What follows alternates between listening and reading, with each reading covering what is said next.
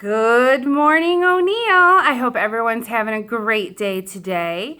It is Wednesday, April 8th today, and I'm hanging out in Miss Chavez's room. It's so nice to be in the building some days, but it's really kind of sad at the same time because I don't get to hear all your voices or see your faces. But hopefully today, during our teacher parade, I get to see you and say hello. Please, just stay by your house. We're going to make sure we're social distancing. And then be able to say hello and smile and know that we're all still here thinking of you and making sure that you're happy and healthy at home. Today, we're going to be reading Stagecoach Sal. And so this is a fun book. It's another tall tale about the Old West. And it has some songs in it, so that's why I'm in Miss Chavez's room today. Bear with my singing. You guys all know I'm not a great singer, but I have fun with it, so it'll be a nice little book. All right, so Stagecoach Sal by Deborah Hopkins. All right, there we go. I was knee-high to a grasshopper when Pa first lifted me up to the shotgun seat. "Take care, Tadpole," called Mama. "Those tiny toes of yours don't even need to touch the floorboards." I didn't mind. "Oh, let me hold the ribbons, Pa." "Giddy up," I hollered to our four in hand. "Our Sal can sing like a bird," I heard Mama say, "and it sure seems like she wants to fly like one too."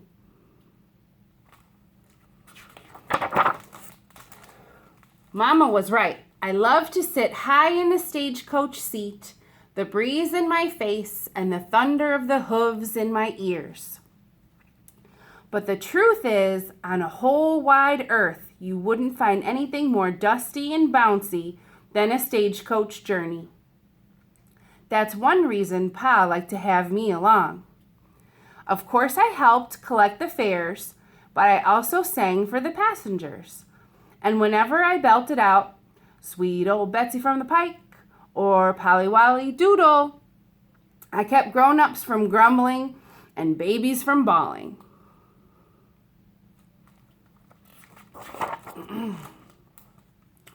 Oh, I went to bed, but it wasn't any use. Sing Polly Wolly Doodle all day.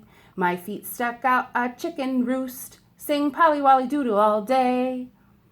Now, I didn't mind helping Pa out, but more than anything, I longed to drive myself. Of course, I didn't mean for Pa to fall into the hornet's nest and get so swelled up he couldn't hold the reins, but as it turned out, that's how I finally got my chance to drive. A little dangerous for Pa. That's her route. She started there and is going all the way there. "Don't you worry, Pa," I told him. "I'll get the mail from Yucca to Wiltis on time." "It's a long journey," Pa managed to squeak out. "No passengers tonight, just the mail." "No passengers?" Ma flapped her apron in distress. "You mean she'll be driving alone at night? With Poetic Pete roaming the countryside?" Uh-oh, who's Poetic Pete? Think it might be that guy? We'll find out. Every soul west of the Mississippi knew Poetic Pete. He carried out his holdups by speaking in rhyme. Folks said he was so polite he'd never interrupt a lady, yet he'd managed to rob hundreds of stagecoaches. "Don't worry, Mama. I'll protect all those letters filled with precious gold nuggets," I declared. "That notorious no-good highwayman will be up against a crack shot. Why, I'm a gal who can plug a nickel from as far as she can see and shoot out a rattler's rattler if I care to. Remember, I took first prize in the rompin' trick riding and shooting. You came in first in singing, too, Mama reminded me.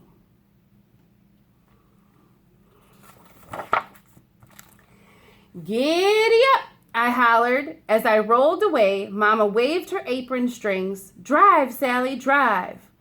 Before you could say, Wells Fargo Stagecoach, my team and I were headed over the hills. To pass the time, I sang my favorite songs. I could tell from the way my horse's ears pricked up that they liked my singing as much as two-legged critters do. Sometimes I changed the words a bit to fit my four-in-hand and me. She'll be coming round the mountain when she comes. She'll be coming round the mountain when she comes. She'll be driving 5 black horses. She'll be driving 5 black horses. She'll be driving 5 black horses when she comes. See, not great at singing. We went along fine till we came to the loneliest bend in the road. Suddenly, a fine gentleman popped out and flagged me down with his handkerchief. The horses started in surprise. Whoa, I cried. Please, miss, I'm stranded. He tipped his hat. Won't you give me a ride to town? Now, that fancy suit couldn't fool me. This was Poetic Pete, himself the most polite bandit in all of California. I had to think fast.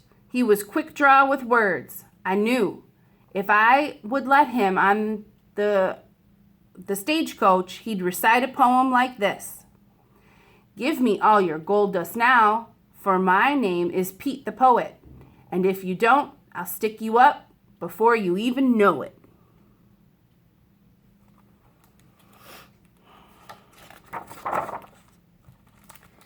All at once, Mama's words about my singing success came back to me. Thinking fast, I beamed him a big smile.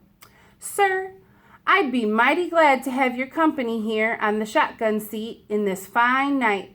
After all, I'm just a merry maid, and these roads are full of bandits.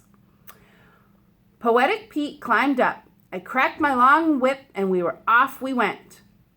Well, I knew I couldn't let him say a word or I'd be done for, so I took a deep breath and began to sing. Oh, you don't remember sweet Betsy from the pike, who crossed the wide prairie with her lover Ike, with 2 yoke of oxen, big yellow dog, a tall Shanghai rooster, and 1 spotted hog.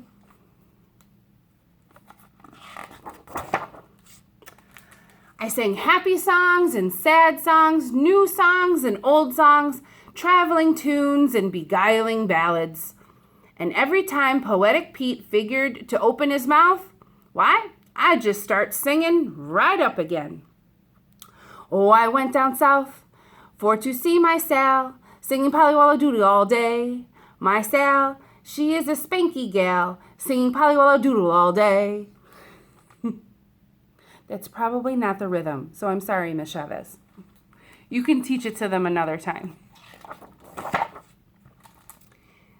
The sun went down, the moon came up, and I still sang and sang. I sang as we bounced around big boulders, dusty hills, and around teeth-clenching curds.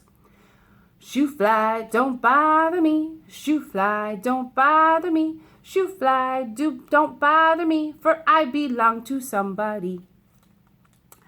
I was sure anxious to see the morning star myself. When will we get there? I thought in desperation. I was running out of verses and voice. I feel like a morning star. I feel like a morning star.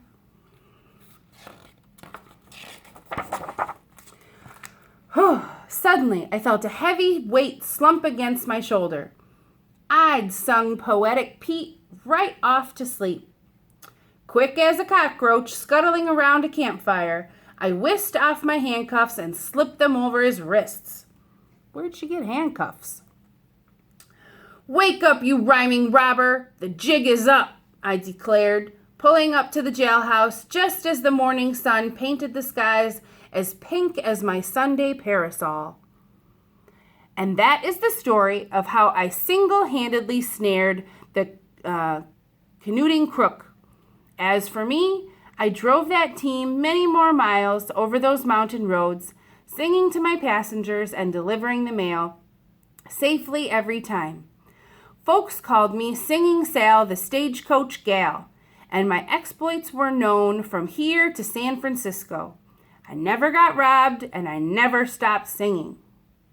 Oh, my Sal, she is a maiden fair, singing Polly-Wolly-Doodle all day, with curly eyes and laughing hair, singing Polly-Wolly-Doodle all day.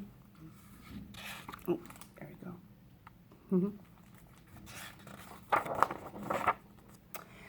And so this is a fictional story, but it is based off of a